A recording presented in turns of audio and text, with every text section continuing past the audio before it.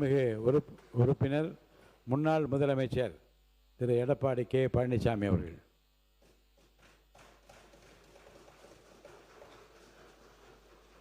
மாண்புமிகு பேரவைத் தலைவர்களே, பொன்மனச்சம்மல் புரட்சித் தலைவர் எம்ஜிஆர் அவர்களையும் இதயம் புரட்சித் தலைவி அம்மா அவர்களையும் வணங்கி நிதிநிலை அறிக்கை மற்றும் வேளாண் நிதிநிலை அறிக்கையின் மீது அனைத்து இந்திய அண்ணா திராவிட முன்னேற்ற கழகத்தின் சார்பாக என்னுடைய கருத்துக்களை அவைகளை பதிய வைக்க விரும்புகிறேன். மாண்புமிகு பேரவைத் தலைவர் அவர்களே, நிதி மேலாண்மை ஒரு புதிய அரசு ஆட்சி பொறுப்பை ஏற்றுக்கொண்டால் முதல் 100 நாட்களில் மிக முக்கியமானவை. அந்த 100 நாட்களில்தான் புதிய அரசின் கொள்கைகள், நோக்கம் போன்றவை தெளிவாக்கப்பட்டு அந்த அரசு எடுக்கும் புதிய முயற்சிகள், அதை அடைய பயணிக்கும் பாதை, இவையெல்லாம் தீர்மானிக்கப்படும். இந்த நம்பிக்கையின் அடிப்படையில் தான் முதலீடுகளும் ஈர்க்கப்படும். அதனால்தான் பெரும்பாலும் புதிய அரசுகள் 100 நாள் செயல் திட்டங்களை வெளியிடுவதும் அதனைத் தொடர்ந்து கண்காணித்து இலக்குகளை அடைய முயற்சிப்பதும் வழக்கம். அப்படி அமையும் புதிய அரசுகள் ஏற்கனவே உள்ள நிதிநிலையை ஆய்வு செய்து அதன் அடிப்படையில் வெள்ளை அறிக்கை வெளியிடுகிறது. அதில் குறிப்பிட்டுள்ள குறைகளை நிவர்த்தி செய்து தாங்கள் உறுதியளித்த வாக்குறுதிகளை நிறைவேற்ற முயற்சி செய்யும். இதுபோன்ற வெள்ளை அறிக்கையை அனைத்து இந்திய அண்ணா திராவிட முன்னேற்ற கழக அரசு இருக்கின்ற பொழுதும் வெளியிட்டோம். திராவிட முன்னேற்ற கழக அரசு இருக்கின்ற பொழுது வெளியிடப்பட்டது. இப்பொழுது இருக்கின்ற ஆட்சியாளர்கள் தமிழக வெற்றி கழக அரசும் வெளியிடப்பட்டுள்ளது. இதை வருங்கால திட்டங்களை வகுக்க ஒரு அடித்தளமாக பயன்படுத்துவது வழக்கமான ஒன்றாகும். இந்த அரசு ஒரு வெள்ளை அறிக்கையை வெளியிட்டுள்ளது. அதில் தமிழ்நாட்டின் கடன் சுமை 13,18,000 கோடியாக உயர்ந்துவிட்டது என்றும், வருவாய் பற்றாக்குறை வரலாறு காணாத அளவு 78,324 கோடியாக உயர்ந்துவிட்டது என்றும் குறிப்பிடப்பட்டுள்ளது. அதோடு கொரோனா பாதித்த ஆண்டில் கூட இந்த அளவு இல்லை என்றும் குறிப்பிட்டிருக்கிறார்கள். அதேபோல வட்டி சுமை அதிகமாகிவிட்டது என்றும், மாநில சொந்த வரி வருவாய் மாநிலத்தில் மொத்த உற்பத்தி மதிப்பில் மிகவும் குறைந்து விட்டது என்றும் வெள்ளை அறிக்கையில் குறிப்பிட்டுள்ளீர்கள். அந்த வெள்ளை அறிக்கையில் மாநில வரி வருவாயில் கணிசமாக கசிவுகள் மற்றும் இழப்புகள் உள்ளது என்றும், அதை சரி செய்து வருவாயை உயர்த்துவோம் என்றும் குறிப்பிட்டிருக்கிறீர்கள்.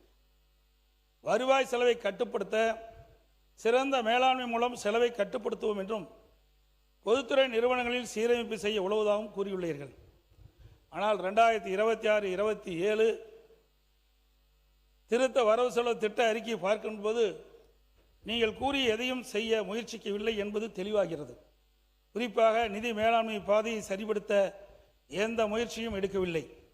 உதாரணமாக 2026-27 இடைக்கால பட்ஜெட்டில் சொந்த வரி வருவாய் ரூபாய் 2,29,579 கோடி என்றும், 2026-27 திருத்த பட்ஜெட்டில் சொந்த வருவாய் ரூபாய் 2,26,740 கோடி என்றும் குறிப்பிட்டிருக்கிறீர்கள்.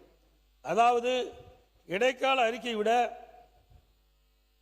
உங்களுடைய அரசு தாக்கல் செய்யப்பட்ட பட்ஜெட்டில் சொந்த வரி வருவாய் ரூபாய் 2,839 கோடி குறைந்துவிட்டது. எனது கேள்வி, நீங்கள் வெள்ளை அறிக்கையில் இந்த வரவு செலவு திட்டத்திலும் வெளிநாட்டு மதுபானத்திற்கு தற்போது போடப்பட்டுள்ள 1020 வரியால் 1000 கோடி ரூபாய் கூடுதலாக கிடைக்கும் என்பதும், சரக்கு சேவை வரி, பதிவுத்துறை, கனிம வளம் போன்றவற்றில் சீரமைப்பு செய்து அதன் மூலம் 15,000 கோடி ரூபாய் கூடுதலாக பெறுவோம் என்றும் கூறியுள்ளீர்கள். அடுத்த 6 மாதம் என எடுத்துக்கொண்டாலும் இவையெல்லாம் சேர்த்து குறைந்தபட்சம் 8,000 கோடி கூடுதலாக பெறப்பட வேண்டும். அது ஏன் வருவாய் வரவில் கொண்டு வரப்படவில்லை? அப்படி என்றெல்லாம் மக்களின் கவனத்தை ஈர்க்க மட்டுமே பயன்படுத்துகின்ற கவர்ச்சி வார்த்தையாகத்தான் இருக்கின்றது. அதேபோல் வருவாய் செலவினத்தை எடுத்துக்கொண்டால் 2026-27 இடைக்கால அறிவிக்கின்படி வருவாய் செலவு 3,93,272 கோடி. இந்த நிதிநிலை அறிக்கையில் எந்த புதிய திட்டங்களோ அறிவிக்கப்படவில்லை. அனைத்து இந்திய அண்ணா திராவிட முன்னேற்ற கழக ஆட்சியில் செயல்படுத்தப்பட்ட திட்டங்களுக்கு இந்த நிதிநிலை அறிக்கையில் பெயரை மாற்றி வெற்றி வெற்றி என சேர்த்துள்ளீர்கள். இதனால் மக்களுக்கு எந்த பயனும் ஏற்பட போவதில்லை. மக்களுக்கு எந்த வெற்றியும் கிடைக்கப் போவதும் இல்லை. அரசுகள் மாறும்போது அவர்கள் அறிவையும் அனுபவத்தையும் வைத்து மக்களுக்கான புதிய திட்டங்களை தீட்டி அவள் விரும்பும் பெயரை வைத்துக் கொள்வதில் எங்களுக்கு எந்த ஆட்சேபனையும் இல்லை. ஆனால் ஒரு அரசு கொண்டு வந்து அந்த திட்டத்திற்கு புதிதாக அரசு வந்த பிறகு அந்த பெயரை மாற்றி அறிவிப்பதில் மக்களுக்கு குழப்பம்தான் ஏற்படும். அம்மா ஆட்சியில் செயல்படுத்தப்பட்ட திட்டங்கள், மகளிர் ஆடு வழங்கும் திட்டம், இப்பொழுது வெற்றி மகளிர் ஆடு வளர்ப்பு. அம்மா ஆட்சியில் தாலிக்கு தங்கம் திட்டம், இப்போ இந்த ஆட்சியில் அண்ணன் சீர்திட்டம் அப்படின்னு பேரை மாற்றிருக்கிறீங்க. அம்மா ஆட்சியில் மடிக்கணின்னு கொண்டு வந்திருக்கிறோம், அது வெற்றி லேப்டாப்னு மாற்றிட்டீங்க. அம்மாவுடைய ஆட்சியில் பசுமை திட்டம் இருந்தது, போன ஆட்சியில் இந்த கலைஞர் வீடு திட்டம்னு மாற்றினாங்க, இப்போ நீங்கள் வெற்றி வீடு திட்டம்னு மாற்றிட்டீங்க. அம்மாவுடைய ஆட்சியில் தாய் திட்டம், முன்னாள் ஆட்சி அண்ணா மறுமலர்ச்சி திட்டம், இப்பொழுது வெற்றி திட்டம். திறன் மேம்பாட்டு திட்டம் வெற்றி என பெயர் சூட்டியுள்ளீர்கள். என பல திட்டங்களுக்கும் வெற்றி என்ற அடமொழியை கொடுத்தீர்கள். மாற்றம் கொண்டு வரும் என ஆட்சிக்கு வந்த நீங்கள் மக்கள் பிரச்சனையை தீர்க்க புதிய யோசனை கூடவா உங்களிடம் தென்படவில்லை என கேட்கின்றேன். இது போன்ற செயல்கள் தவிர்க்க வேண்டும் என அன்போடு கேட்டுக்கொள்கின்றேன். அதே போல் பள்ளி கல்வித்துறையில் ஒரு அறிவிப்பு கொடுத்துருக்கிறீங்க, சூப்பர் கிளாஸ் சூப்பர் கேம்பஸ் திட்டம்.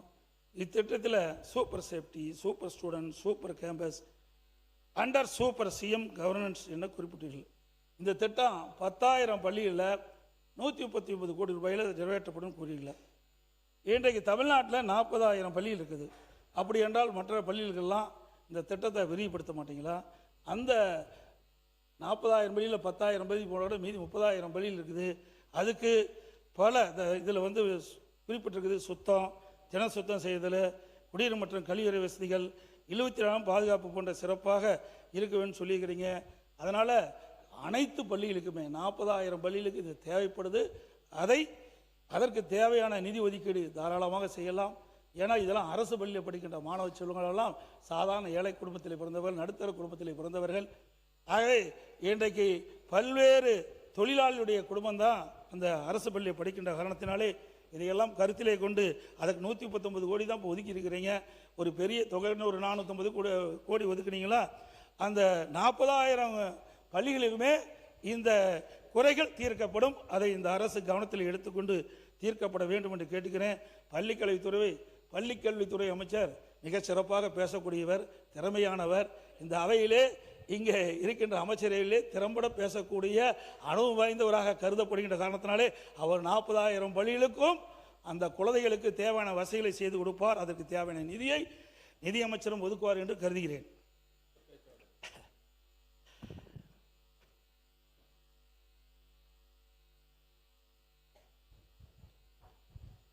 அதாவது மாண்பு முதலமைச்சர் அவர்கள் தேர்தல் பிரச்சாரத்தின் போது அப்பொழுது இருந்த முதலமைச்சரை பார்த்து மத்திய அரசுக்கு பல்வேறு பிரச்சனைகள் கொடுத்து திட்டங்கள் குறித்தும் கழுதில் எழுதினால் போதுமா என்று கேட்குறீங்க. அதே பாணி தான் இப்பொழுதும் இந்த அரசாங்கம் கடைபிடிக்கிறது.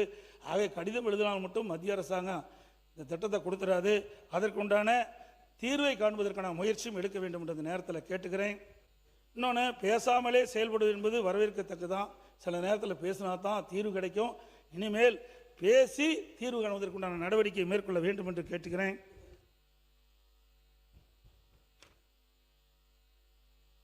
இளைஞர் நலன் வேலைவாய்ப்பு, இன்றைய அளவில் கிராமப்புறங்களில் ஆயிரக்கணக்கான படித்த இளைஞர்கள் வேலைவாய்ப்பின்றி இருக்கிறாங்க.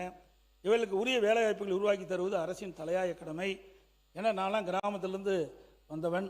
ஆகவே கிராமப்புறத்தில் இருக்கின்ற மாணவர்களெல்லாம் அதிக அளவிலே படித்திருக்கின்றார்கள். அதிக கல்விக்கூடங்கள் திறந்த காரணத்தினாலே உயர்கல்வி படித்த இளைஞர்கள் அதிகமாக இருக்கின்ற காரணத்திலே அந்த கிராமப்புறத்தில் இருக்கிற இளைஞர்களுக்கும் வேலைவாய்ப்பு உருவாக்கின்ற வகையிலே அந்த தொழில்கள் எல்லாம் அமைத்து கொடுக்க வேண்டும். இந்த நிதிநிலை அறிக்கையில் 24,000 இளைஞர்களுக்கு செயற்கை நுண்ணறிவு ஏஐ திறன் பெற பயிற்சி அளிக்கப்படும் என குறிப்பிட்டீங்க. ஆனால் கிராமப்புறத்தில் 90% படித்த இளைஞர்கள் கணினித்துறை தவிர பிற துறைகள் பட்டம் பெற்றவர்கள். எனவே அவர்களுக்கு உரிய திறன் பயிற்சி வழங்கி அவர்களுக்கான வேலைவாய்ப்பை கிராமப்புறங்களை குறிப்பாக ஏற்படுத்தி தந்தால்தான் தமிழ்நாடு எதிர்கொண்டு வரும் ஒரு பெரிய சமூக பொருளாதார நோக்கத்தை சரி செய்ய முடியும்.